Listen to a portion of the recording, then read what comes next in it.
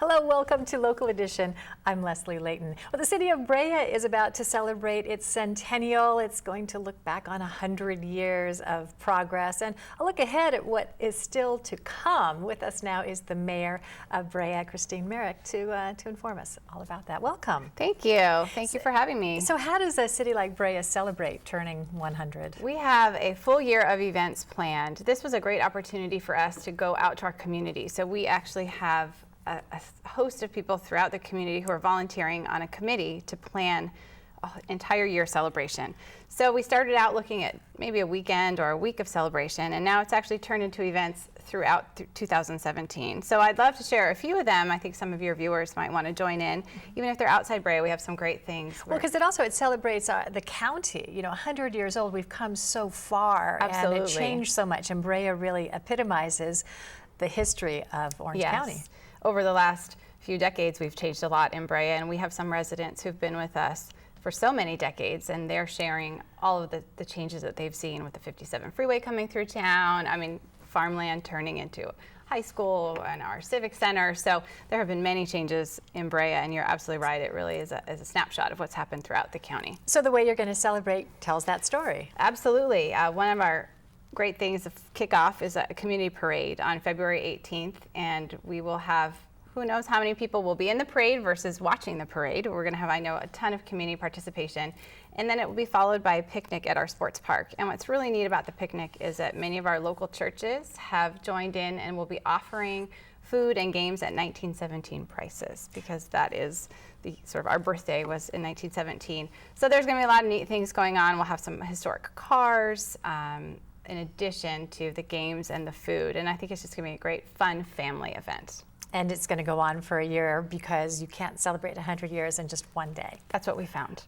That's exactly what we have found. You know, a lot has changed over the years, and things continue to change in the city of Brea. A lot of growth in terms of development of homes, also more things to do with entertainment, and more business opportunities. That's right. We've had a couple of big new residential projects come online in the last few years, the Blackstone development, as well as La Floresta. And La Floresta is a great example. We have not only housing, a mix of single-family homes, condo townhomes, as well as apartments, but also a lot of retail. So we have our Whole Foods Market, we have a lot of specialty boutique type shops, and a few of them have yet to open, but they are close. We're hearing about a new coffee shop, Reborn Coffee. I don't know much about it, but I'm sure I'll be among the first to try it out. It's coffee is in my wheelhouse, and some Stitch and Feather, which is a women's boutique.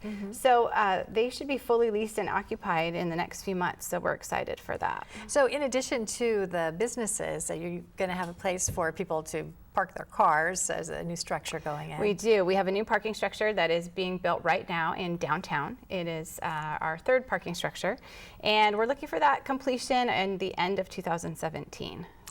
You know, cities always looking for a way to continue to have a healthy balance, and one way is the trails, hiking trails in your area. We're very proud of a project, the Tracks at Brea, as we call it. We're converting former railroad line into basically a 4-mile linear park.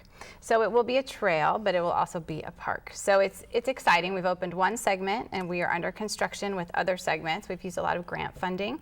So we are moving at the pace at which we can qualify for and gain grants. But we're getting there, and we also hope to open that trail by the end of 2017, fully east to west across Brea.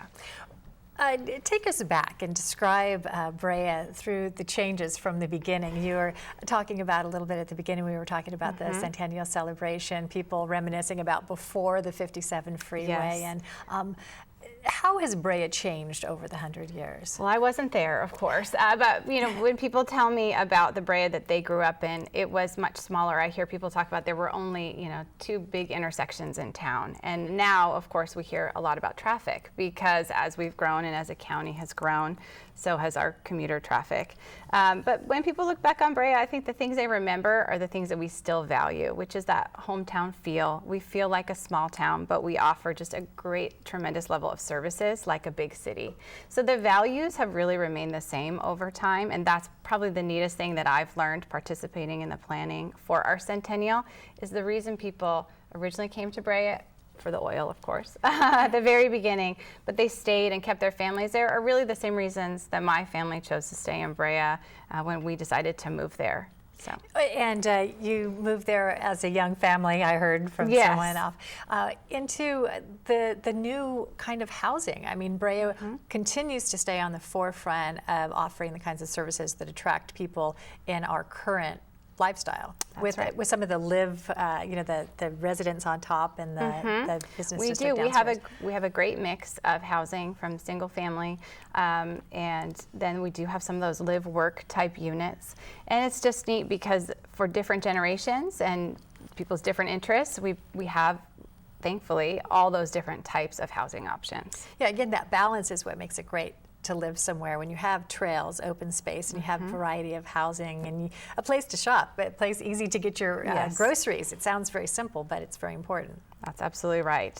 One of the things that people don't really think about, but it's so important, you have a lot of time to think about it when you're stuck in traffic on the 57. I bring this up because you were talking about the regional cooperation that is so important to keep things moving, to keep the roads flowing. Yes, we do hear a lot about traffic and congestion, and we do work with regional partners, obviously with Caltrans and OCTA, but also our local neighbors. We're trying to synchronize our signals on as many of the thoroughfares as we can, for example, Imperial Highway or Kramer Boulevard, so we will work with our neighbors so that the traffic flows more smoothly. We are not able to reduce the amount of cars on the road as a city, one city alone, but we can do our best to try to improve the conditions. So the Lambert and the 57 interchange, for example, the city has been very diligent in setting aside funds to help improve that project, or improve that intersection, excuse me. It's a very large project, and it will really be something that will involve regional cooperation.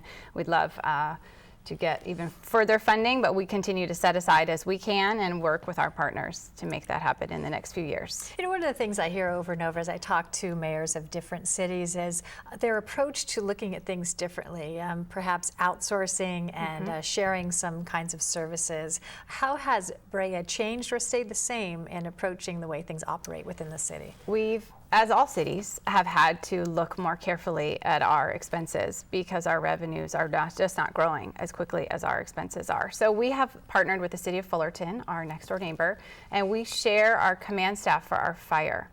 We haven't merged our departments, but we share the costs of some of those sort of high-level positions, and that's worked out very well for us. And so we just recently took that to the next step. We formed a local JPA, and we don't yet know what services we will fold into that JPA, if any, but we're looking at things like street sweeping or potentially fire service down the line. But at the beginning, we're looking at things that we can do a little bit more easily that might involve contracting out for 2 cities as opposed to just 1. Yeah, I hear over and over again, it's that flexibility and the imagination being used as far as approaching these issues. We have to think a little more creatively. I think that's a good way to put it, that we have to look outside the box and be open to new ideas. We may not choose all of them, or we may try one and find that wasn't the best, but we're going to be more creative as we go forward. What's at the top of your list moving forward into this next year after this centennial celebration? Well, for us, and I think all cities, we're looking very much at pensions, the cost of pensions that will be weighing on all municipalities, and that's a big one. That is a big one, and we're so glad you were here to bring us up to date on what's happening in the city of Brea. Thank you very much. Thank you. Christine I'm glad to Marick, be for here. being here. And thank you for joining us. I'm Leslie Layton.